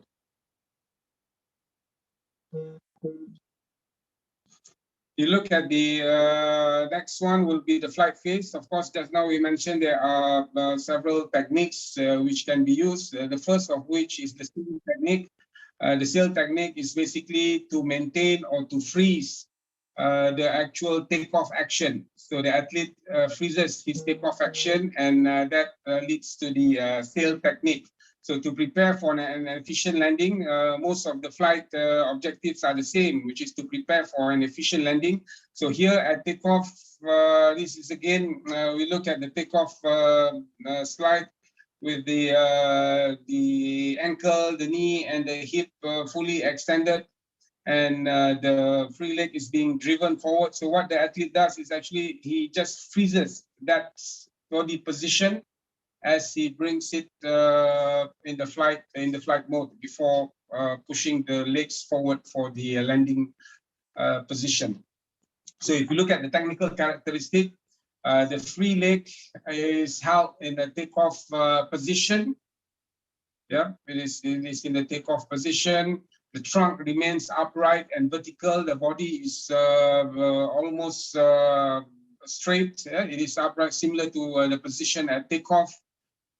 Takeoff leg trails most of the flights. Yep. So here is fully extended, but here, as you go, as the athlete goes upward into the flight, the takeoff leg is still behind. It trails the body at the flight position. Takeoff leg is bent and drawn forward and upwards near the end of the flight. So as they reach towards the end, what the athlete does is bends the takeoff leg and brings it forward. So when he actually brings the takeoff leg together with the free leg just now, and also bends his body forward, both legs are extended forward for landing, and he bends his, let me see, and he bends his body forward. What happened is that when he is in this position, actually the center of mass will actually move to the front of the body. Yeah, the center of mass will actually move to the furthest distance in the body, and that is where the landing will be. Yeah, so from here at takeoff, the center of mass is there. It is with the athlete as he flies through the air, but as soon as he brings the takeoff leg forward and bends his body forward, the center of mass will actually move from inside the body to the furthest distance of the body, which is the leg. And as it bends there, athletes will quickly get that action to minimize the loss of landing. So this is the sail technique. You look at the hang technique, it's slightly different. Objective is still the same, is to prepare for an efficient landing. Again, the takeoff characteristics are the same, full extension. The free leg is being driven forward, body is in a tall motion. Free leg is lowered by rotating in the hip joint. So here, the takeoff leg fully extended. The free leg is being driven forward. But the first stage would be to bring the free leg to lower it by rotating it at the hip joint. Hips are being pushed forward. So from here, it is being lowered and the hips are being pushed forward. And what happened if you look at the arm position as well, the arm is driven upwards so that the body remains tall as well. Takeoff leg is parallel to the free leg, so it is being, it is the same, parallel with the free leg. So as you bring as you bring the free leg down, it reaches the parallel level with the takeoff leg, and the free leg is together, and the arms are upward and in a backward position. So they bring as they take off, the free leg is then being brought down with the arm fully extended at the top to keep the body tall, and it is like an arch. Yeah? As they reach the top the arms are upwards and slightly backwards. So it's similar. It's like a slight arch. Sorry, before the landing phase, in which the legs are then driven forward together, and again the body is being bent forward as well, similar to the to the sail technique just now. And of course, the touchdown, as I mentioned, by doing this, you are removing your center of mass to the furthest part of your body, which is the foot, and that is where the landing will be before they do the minimization of the loss of length or distance by doing the adjustment there. So in the hang technique, takeoff, free leg is being brought down, arm is extended upwards and slightly backwards before the legs are driven forward, extended, and the body as well extended forward. So that's the flight technique. Then you look at the H-kick technique. It is almost the same as the sail technique. Objective is to prepare for an efficient landing, but if you look at it looks as if that person is running in the air. Running action continues in the air, supports by the arm swing. So here the legs are fully extended at takeoff. The takeoff leg is still at the back, but the the free leg is then being brought down. This is, I think this is still this is the wrong picture. Just that's not the H kick picture, yeah. Okay, let's ignore this one. Let's look at this picture. Let's move this up. Hang on, I'll just move this up. Okay, we'll look at this picture. I think that one was still the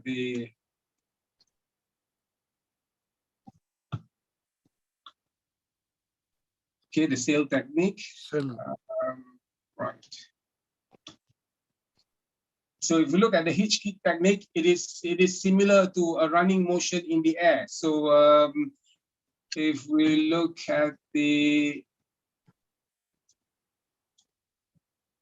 hang technique, or the sail technique. So the sail technique is like this: takeoff, the lead leg is the free leg is driven forward, the takeoff leg is back, and then you bring the takeoff leg forward. But in the hitch kick techniques, what happened is that it is almost like the athlete is continuing on the run. So what the athlete does at the takeoff is fully extended. The takeoff leg is still at the back. The free leg is then is driven, but then it's brought down, and the takeoff leg goes forward in a forward position. So as if the athlete is continuing on that running motion. Then the free leg, original free leg from here, is being brought forward together with the takeoff leg and driven forward. The body is also driven forward for the landing to optimize the landing. So in the hitch kick technique, basically it's like a running action continuing in the air. At takeoff, the free leg is being driven upwards. Trail leg, or the takeoff leg, trails at the back, but quickly goes forward to continue on a similar motion as the run. So the free leg then goes to the back. The takeoff leg overtakes the free legs and is fully extended at the top. And of course, the free leg is then bent forward, and being brought forward to be parallel with the takeoff leg. The body is being bent forward to get to the furthest point of the body before the landing. Most important also for you to see that the athlete's body position is maintained position. So it is like a running motion in the air for the athletes in the technical characteristic for this hitch kick technique. So strike rhythm of the approach should not be changed. It is the same. So it is almost like continuing on a run in the air. So running action must be finished at landing with both legs extending forward. So that's also very important for young athletes. For you to get this cycling motion or running motion in the air, most probably it's just 1, 2, and you can get them to focus on the landing to get the legs fully extended forward for the landing. So variation between this hitch kick, you can take 1.5 stride, you can take 2 strides, you can take 2.5 strides, 3 strides in the flight. So it depends on the speed and the height of the takeoff in order for that to happen. Yep. Basically, it is for younger athletes, most probably the best would be to teach them just the 1.5 cycle in the air or strides before they focus on the landing and to get the legs together for the landing. Okay, and in the landing phase, of course, is to minimize the loss of distance. Again, when the 2 legs are being drawn forward, the body should also go forward in order for the center of mass to move from the body to the furthest point, and that will be the landing point. And again, the legs fully extended, trunks are bent forward, arms are drawn backwards as well, and the hips are pushed forward towards the touchdown point. If you look in this position, quickly the athlete bends the knee and brings the body to the side to minimize the loss at landing. And to minimize the loss at landing. Okay, do you have any questions regarding this? I'll stop sharing for a while.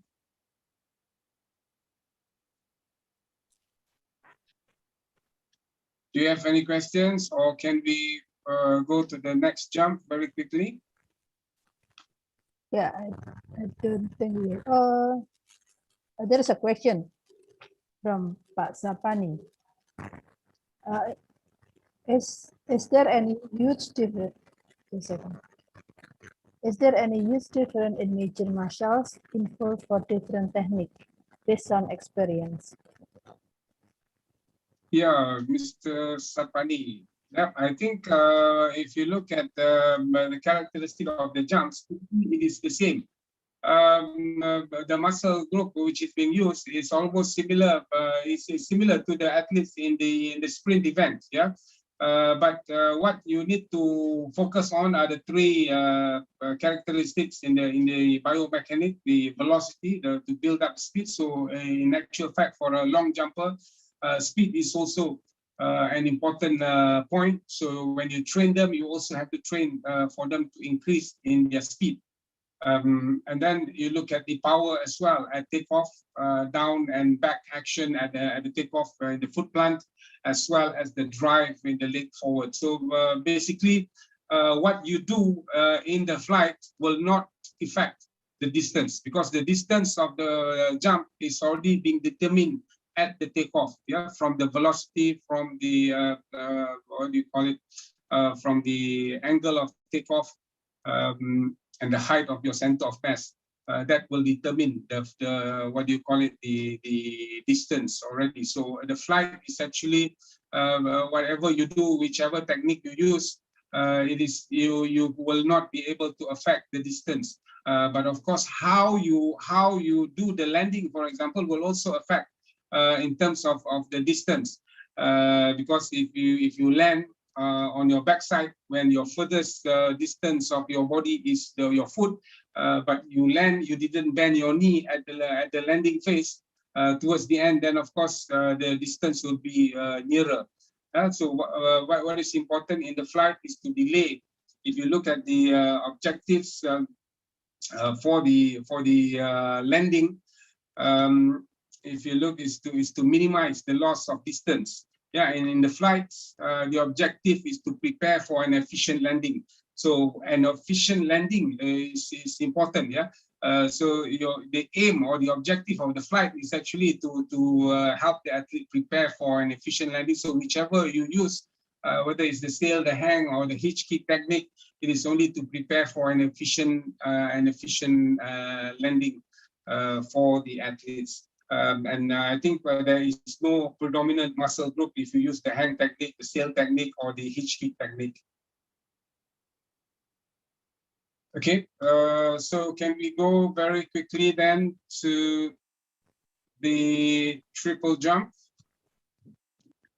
Yes, please, Pak. Or shall I just I think I will go to the high jump. We'll take, because it's already 12:50.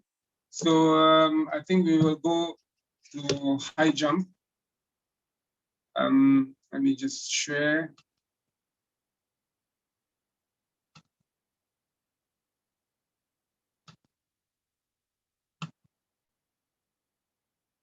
Oops, sorry. It's the triple jump. Okay.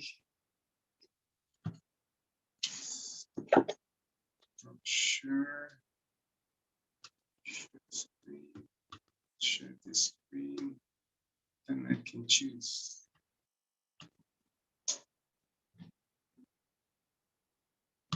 Okay, we'll look at the high jump. One example of the, what do you call it, the vertical jump. So for high jump, in the whole sequence, again,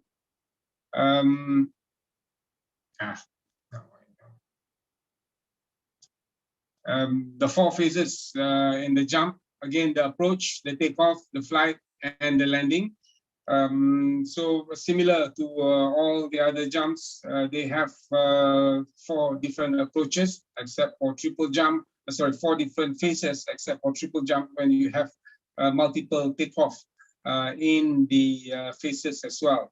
So for high jump, it's also the same as the long jump. They have the approach, the takeoff, the flight, as well as the landing.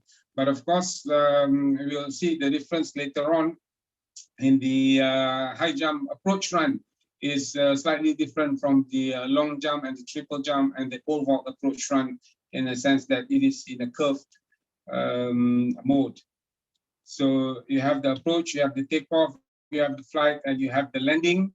So when you look at the approach phase, the objective is to generate optimum, not maximum speed, to generate to an optimum speed because you are going into a corner. You're going into a corner or you're going into a curve. If we look at the technical characteristic of it, approach run is J-shaped, straight at first, 3 to 6 strikes, and then curved 4 to 5 strikes. So if you're doing the measurement between the pole, the post over there, about 2 meters, and then 4 meters back, and to make the curve over there. So it's like a J-shaped curve towards the bar and the landing area. So in the straight, of course, 3 to 6 strikes, senior athletes might take longer than that. They will start, some of them will start by walking, some will start by a little bit of bounding before they actually go into that running mode. Foot plant for the first strike is on the ball of the foot.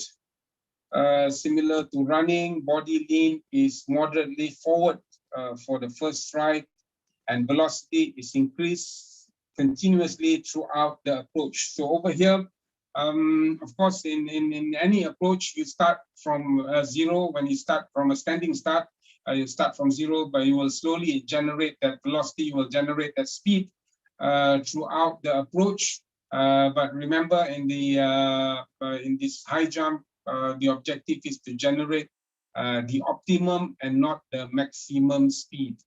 Yeah, if you go on maximum speed, if you go down the curve at maximum speed, so what will happen is that instead of going upwards, you will be going into the landing area straight away and faulting your jump. So the final strikes of the approach phase is also very important, is to prepare for takeoff. Earlier in the earlier slide over here, if you look at the third bullet there, body lean is moderately forward in the first strike. So we are talking about forward movement over here. But as we approach the final strides of the jump, if you look at the trajectory, is to prepare the athlete for takeoff. In terms of the technical characteristic, the strike frequency is increased continuously. Again, remember, it is frequency and not strike length. If you increase the maximum speed of the athletes, then the strike length might increase. But here we are controlling the final approach towards the takeoff by increasing the frequency continuously. Body lean is inward. Angle is dependent on the approach speed. So inward, if you look in this diagram here, from a straight position, it is lean inwards and not outwards. Outwards would be towards the landing mattress. So it is lean inwards. This is one important characteristic when you are coaching athletes, young athletes on the approach run. You can ask them to over-exaggerate, most probably the lean on the inward side, yeah, just to get them to practice that. You can also do that. Forward lean is reduced as body is upright, so the body is getting into that takeoff position.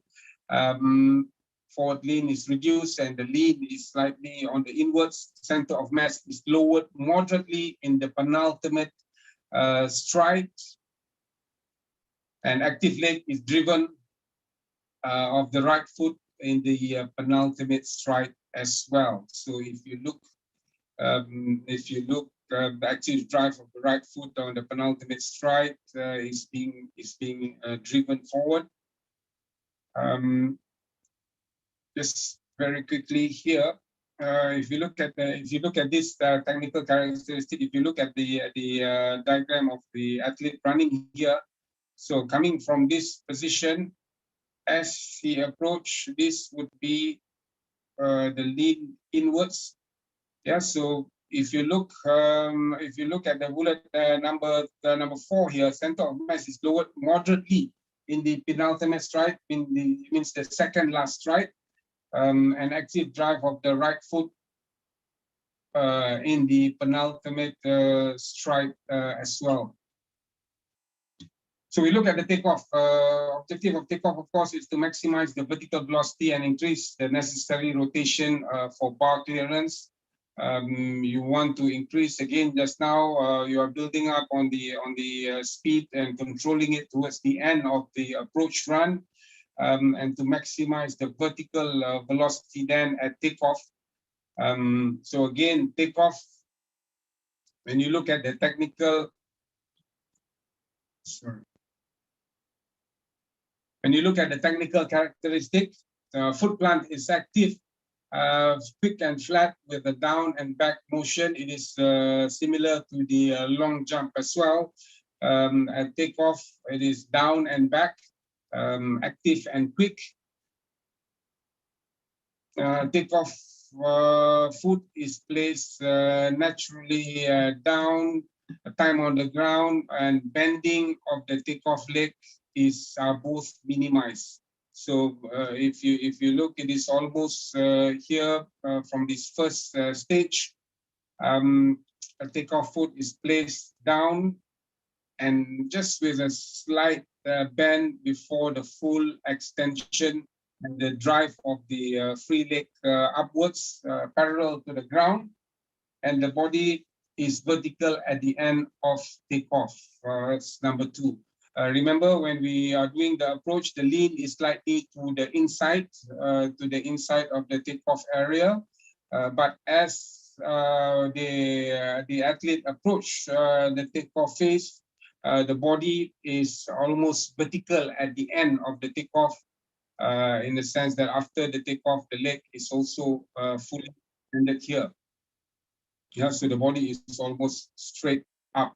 So these have to be completed in some of the young athletes. When you look at them, when you teach them high jump, this is not fully completed. Some of them would go into the next phase, which is the flight phase, even before the takeoff is being completed. And that will affect the height as well. So when we look at the flight phase and transferring it from the takeoff phase, objective, of course, is to clear the bar. But just looking back from here, the takeoff is straight and upwards. Yeah, it has to go up first, full extension, before the move to the or the lean towards the bar for the bar clearance. Yeah, so most of the athletes do not complete this stage of the takeoff and immediately move to the leaning over the bar, which leads to the fall. So in the flight phase, objective is to clear the bar. The takeoff position is held and it's freeze as the body gain height. So that is most important, that you freeze in the takeoff position, and it is your body is being elevated upwards. Takeoff leg is being frozen, similar to the takeoff position. Lead arm is fixed or reach up across and over the bar. So the lead arm actually is fixed up, is extended up, and sometimes also across the bar. If you look at this athlete, he is maybe because the height is a little bit lower than his ability, his hand is not fully extended, but it can be extended up towards the end of the takeoff boat or takeoff stage. Hips are raised over the bar by arching back and lowering legs and the head. So as the body goes up, the hips are being raised, the legs are parallel to the ground, it's been frozen, it's going up, but you raise your hip over the bar and arching it backwards. So it's important to get the body up and above the bar before the arch going backwards. Knee are spread to allow more body arch. So as you can see here, the knees are being spread out to allow arching to happen. And in the landing phase, you can see objective is to land safely and to avoid injury and to clear the bar very quickly as soon as the body has almost passed the bar. So technical characteristic, head is being drawn towards the chest. This is important for the athlete immediately as they clear the bar to actually get the head onto the chest, drawn towards the chest to avoid the athlete landing onto the back of the head. So landing is on the shoulder and on the back, on the head, because the athletes have to be taught to bring the head down towards the chest. Knees are apart for touchdown. So as you can see, this is over exaggerated by the athlete, but it is not close together. You don't keep it close together because that might also lead to another danger when the leg comes forward. If the knee is close together, the foot comes forward, it might hit the head of the athlete as well. So it is always good for the knees to be kept apart at touchdown, so it doesn't whip back to the head. Okay, so that's the high jump. Maybe I'll take some question before we. So for the takeoff phase, we want the body to be as vertical, as straight and vertical as possible, right? Yeah. Are there any, yeah, before they take off, because I have an athlete who likes to jump into the mat. So very often, what happens is obviously when you jump into the mat, you hit the pole. But I seem to have some difficulties in trying to teach how to jump up vertically and then go into the mat. So do you have any drills that you can recommend? Okay, so basically, I think common mistakes among athletes is that they don't complete the takeoff. They just do a little bit of takeoff and then start to lean towards the bar. So what is important is for them to actually perform the takeoff. If you look, if I can just share once again the slide here. If you look at this one,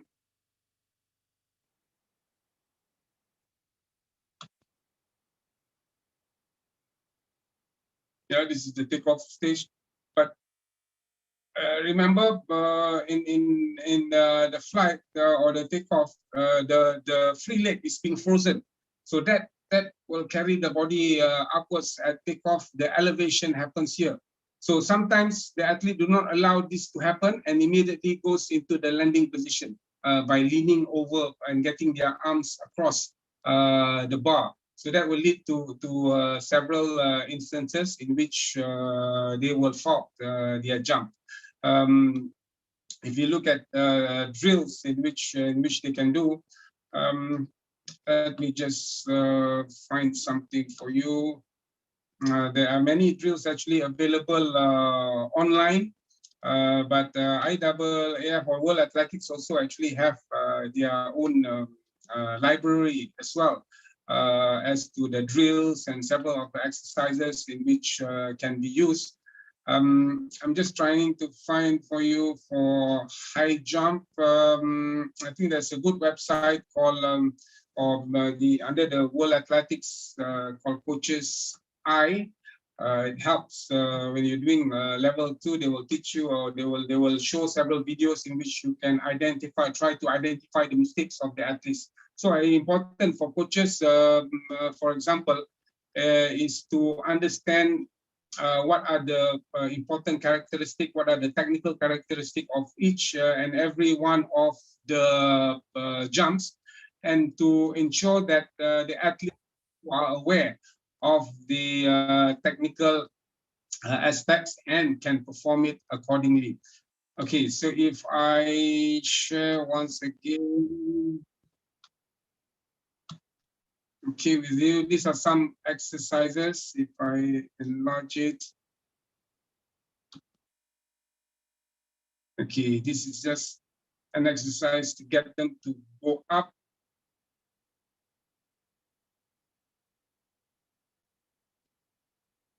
Okay, have other drills. There are many drills actually which you can obtain online. Yeah, to help the athlete in their training. In high jump, there are so many drills which can be used. Here, if you look at this one, it is in the approach.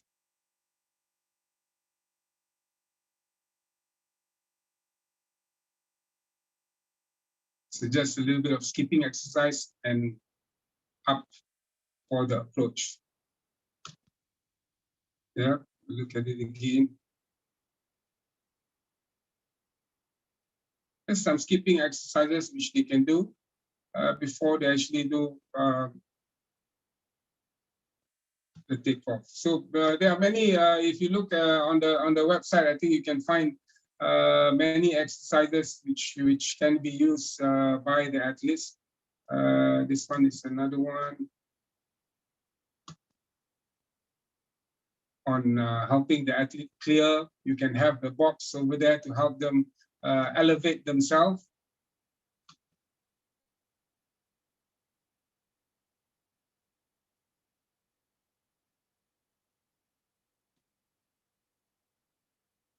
Yeah.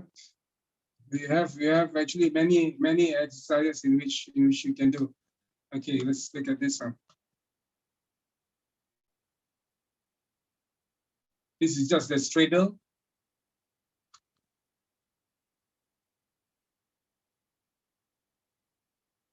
That's straddle to ensure that they do the proper takeoff.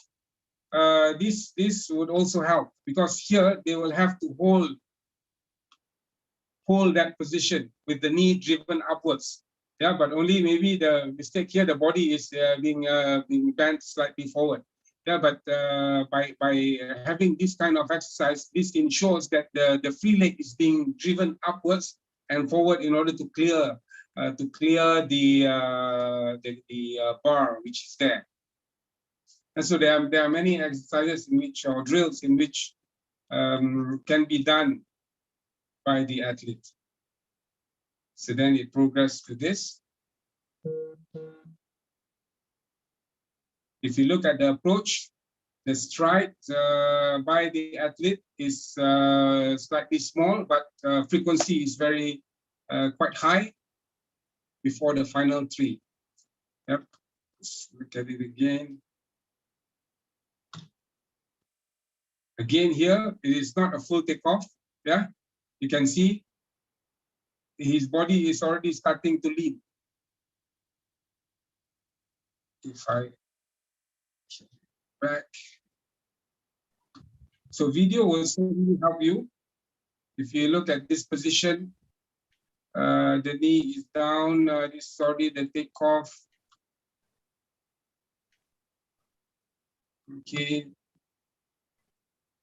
You can look at the, by having videos like this, you can look at the athlete's positioning at takeoff. So here, so the next would be for him, you can check it characteristically whether the hips are fully extended at takeoff, fully elevated, the knee is driven forward. Look at the next frame. You can look at it frame by frame. So here again, you can see that this athlete is actually leaning slightly earlier.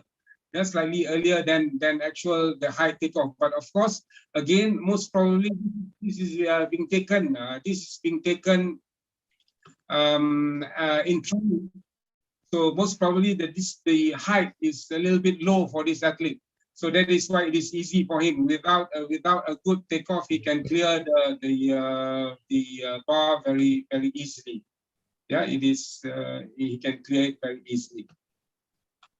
And so it is important if you have a video as well, or if you have a sports biomechanics who can actually help you, or you can just place a video and record the athletes doing, and to then analyze it and to show it to them as well. That would give them a better understanding of what they are doing right and what they are doing wrong.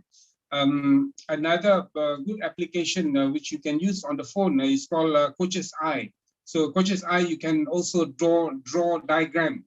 Yeah, so you record the video of the athlete performing the action, and then you can draw the diagram in terms of the height of the athlete and so on. So there's many applications out there in which you can use, which would be able to help you to enforce or to focus on the technical characteristics which should be focused by athletes or should be performed by the athletes at that time. Okay, I think I also have a question on the chat box. Yeah, from Marvin and from Tia. How is it correct if the starting curve is too late and running along the bar? Any suggestion drill for that? I'm not too sure what it means by starting curve is too late. But the athletes can actually practice. So you can set up the approach run by setting up the what do you call? You can put cones over there. You can put cones similar to how you do in the long jump, and get the athlete to actually practice the curve run without any jump first. So it has to be in progression form. You practice the curve run without the takeoff, the curve run with the takeoff, from short approach, from 3 strides, from 7 strides. You can vary the strides as well to help you gain, to help the athlete gain the, what do you call it, the actual concept and rhythm of the approach run. I'm just trying to find you an example of maybe exercises in which athletes can do. So they can actually practice the different. Okay, let me show you. Let me share you something. Just now, I think there was a question on drills for takeoff. Yeah, drills for takeoff. This is one example. A good example of drills for takeoff. And to get the athlete to elevate themselves at the takeoff, and elevate themselves at the takeoff. So you can do this either by using hurdles, but if you look if you look at how the hurdles are positioned, it is not positioned in a straight line. It is positioned at the curve of the 400 meters, yeah, or the 200 meters. So it helps the athletes to learn running in the curve as well. Running in the curve as well. So just another time to look at it, running up, take off up and above. Remember, look at the control towards the last 3 strides done by the athlete. Another example which we can see, you can have exercise like this. They just lift their knee and also into the curve. Yeah. So to answer to that question, you can have drills like this where they actually run into the curve. Right? They will run into the curve by doing exercises in which they have to jump over, get that leg active movement, and into the curve. All right, so we have many drills as well. Here's another one. This is to help them again keep their body upright, and you can see with the movement of the what do you call it, the stick which the athletes are carrying, whether they are leaning inwards or not.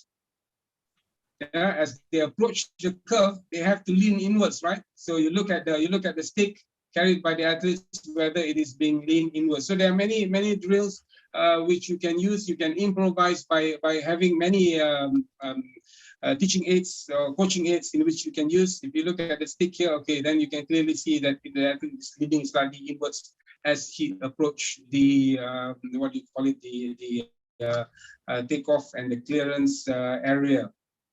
Here's another example very quickly just to show you another drill done by the athlete here.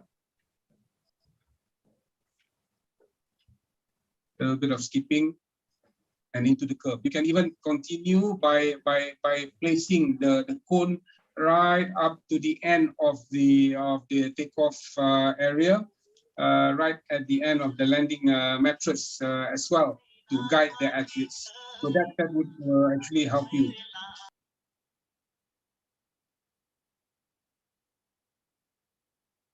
I have a young athlete in high jump.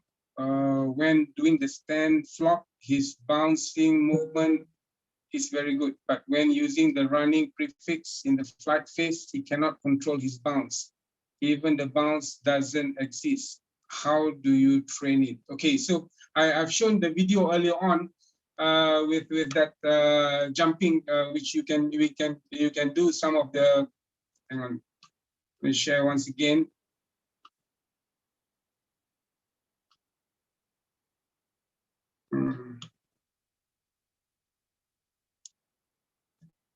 Okay, this one would help the athletes to get the bounce, and you can vary the distance as well between the boxes. You can vary the distance so that they are also in a walking or in a running mode. This is another one. Up and up again. So there are a variety of exercises in which athletes can do. They can run and do the takeoff, run and do the takeoff to get them to practice away from the what do you call it, away from the landing area as well. So you can help them with that as well, to develop that rhythm and to develop the technique as well. Just another example for you.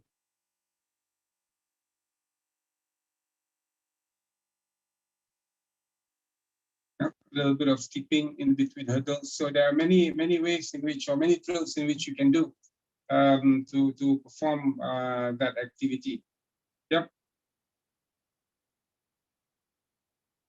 Okay, so I think if there's no more question, we have gone over the time again today, Madam Ria, I'm sorry.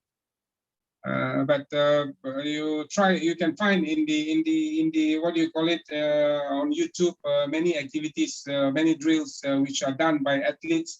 But most important, when you are adapting that with your athlete, you have to consider, you have to improvise according to your athlete's ability. Don't simply follow. Yeah, you find some drills which are done by top athletes or international athletes. It doesn't simply it doesn't mean that your athlete can simply do it. Yeah, to get to that level, most probably the athletes have gone through many years of training. So when you look at a drill which is being done, you have to consider what are the ability of your athletes and how your athletes can, or how the exercises can be adapted to help your athlete. So that is also very important when you look at the tools which are available online, to also consider your capabilities before you ask them to do those exercises. And most of the time you will have to do some modification as well. Okay. Okay. Thank you so much, Pak Zainal Abbas, for delivering your experience today. And now it's time for us to have, I have to ask Pak Ekawit, shall we have 30 minutes rest or 1 hour? 1 hour, so 120. 120, okay. 120.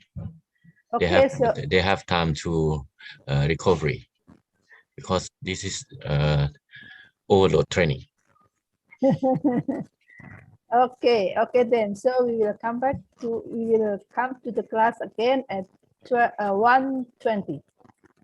Okay, thank you again so much, Pak Zainal Abbas. Thank you, sir. Okay. Bye. Bye. Enjoy your lunch. Thank you, Pak. Thank you, ma'am. You're welcome.